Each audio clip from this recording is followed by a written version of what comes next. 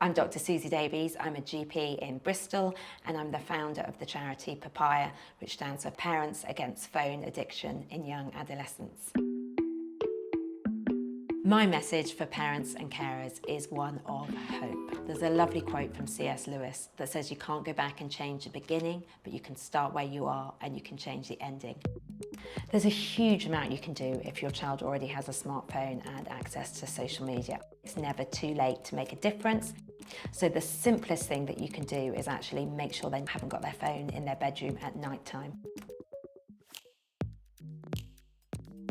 We have an agreement where it doesn't go up into her bedroom at night. If they're in their room by themselves, you don't know what they're doing, you don't know who they're talking to, you don't know what they're watching. Because at the end of the day, they're kids, right? And they're always going to want to push the needle or, do something or see something they're not meant to. Making sure they switch off their devices by a certain time just so their brains can relax and just calm down before they go to bed. By taking the phones out of the bedroom, you'll help their sleep and you'll protect them from a lot of inappropriate content and some of the addictive features of technology. Secondly, you need to look at what social media apps they've got and what effect is it having on their well-being. Social media can bring out the worst in people, and there's something about the fact that you can't see the person when you send a message that means that young people are sending messages and saying things that they would probably never say in real life. Partly it's because they then get social validation from their peers. It's also the fact that maybe they're going through a difficult time themselves and they're expressing their own hurt. But also their frontal lobes haven't developed, so they haven't got the stopping cues, they haven't got that wisdom to think and pause before they send a message. We know that self-esteem is lowest at age 12 for girls, and this is just the point where lots of them are spending time on social media. And to develop into a sort of healthy adult, what young people need to do is develop their own sense of self, develop their self-esteem, develop a sense of self-belief, because this is good for well-being. But what happens if young people are spending lots of time on social media is that rather than developing a sense of self-belief in themselves, they're relying on other people to validate them. So they're looking to social media platforms to look good, they're looking to online content, they're looking to other people's likes and comments to feel good about themselves, but it's not reliable. So I think there are benefits to having a phone and to being connected and not feeling like you are alone. She's been able to text her friends and actually build up a relationship in a kind of slow and organic way that's been helpful to her rather than having to have the playground conversations. It has actually boosted her social life and made her want to arrange things with her friends more because she, has needed a bit of encouragement with that anyway. So I think there are benefits. If you identify a particular app where there are really specific problems, maybe they're being bullied or maybe they're finding it hard to stop, you might want to delete that app. But there are other options. You can put time limits on their social media apps and on their phone so that they can have some access to it. And we know that the negative effect of social media is dose dependent. So the longer they're spending on it, the more likely there is to be a problem. We put time limits on all the apps across all the spectrum of technology.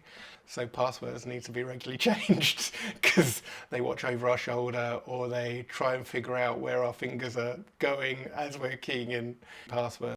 There's always a battle.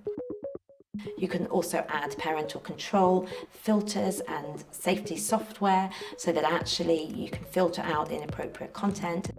So my eldest daughter is 11, and when I set up her phone, I made it clear that I was going to be able to access it as well, so I know the passcode, and also I lock it down. So I restricted Google on Safari, she can't download apps, she's got no app store, and I limit her time on it every day. There's no way I would give my child a phone without setting up the child's correct age on it, without restricting the apps on it, and without it being my phone. At the end of the day, it is my phone, I pay for the contract. Parents often ask me, what should I do? I've given my child social media, I've realised it's a mistake, should I take it away?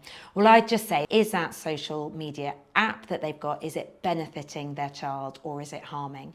And if it's doing more harm, well, either you can think about deleting the app, your child's not going to love you for it, but actually if it's the best thing for them in the longer term, that has to override the immediate pain from your child when you take away something that they want.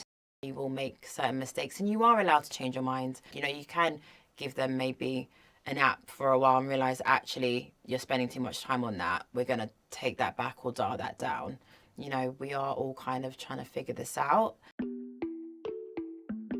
As a family, when we're all sitting around together and one person will get out their phone or answer a question by finding out the answer online, it obviously disrupts everything. And our kids often say to us, why are you on your phone? Our youngest especially, because everybody else has a phone, he doesn't. So he's acutely aware that we're all staring at screens and he's not. So we obviously do have a difficult relationship with it, and it's most evident when the person in the room that doesn't have the technology calls you out. Children see us as parents and carers on our phone, and that I think is the reason that they want a phone or they want to spend time on a phone, not just because their friends are doing it, but they see the relationship we have with our devices and they see the importance we give our devices often over our own children. So as parents and carers, we really need to be thinking about what are we showing our children, how are we role modelling good behaviour? Are we making eye contact first rather than looking at our phones when they come in the room or we pick them up from school? Are we modelling good habits like tech-free meals and not having our phones in the bedroom? Can we think about moving some of our apps or our work off our phone back onto a computer to help differentiate scrolling on social media to when we're having to do work at home? And that just helps children understand what we're doing. So one of the things that is popular with parents when they're introducing a smartphone is to think about a family media contract. That's where you set some really firm boundaries in place before they get the phone, and then some natural consequences for if those boundaries are broken. And that can be really helpful just to create the right environment for your child so that they've got a really good understanding of what's expected of them when they get their first phone. So the sort of things you might want to look at is how long they're allowed on their phone each day, what apps or social media apps or games they're allowed to access or not access. You might want to be thinking about what are your tech-free spaces in your home. And I think the contract in itself really helps your young person understand what's the expectation of them when they do get a phone. If you're worried that your child is addicted to tech, I'd start having the conversation with your child about it, and I'd start to be forming some evidence for it. So looking at their screen time, looking at how easy they find it to stop, just encouraging them to reduce their use. If they're really struggling to reduce their tech use, I'd recommend getting some help. So going to visit your GP, discussing it with your child's school as well, but really trying to get some healthcare professionals on board who can help your child overcome that tech addiction. As a parent, there's a few things you can do to safeguard your child against pornography. The first is to talk to them about it and to just really explain to your child that you know that it is likely that at some point they will access adult content online, but the important thing to do is to tell you about it. The other thing you can do is keep the phones out of the bedrooms at night.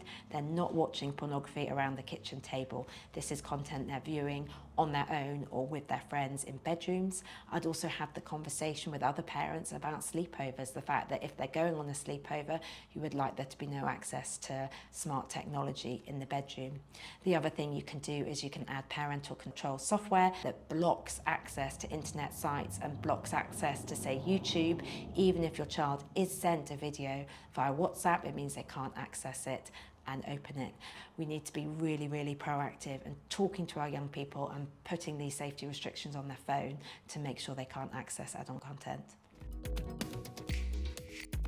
So it's just really important as a parent to have an open dialogue with your child about what's going on in their online world. We ask our kids when they come home from school, how was your day? But I really think we need to be asking them as well, has anything happened on your phone? Has anything happened on social media today?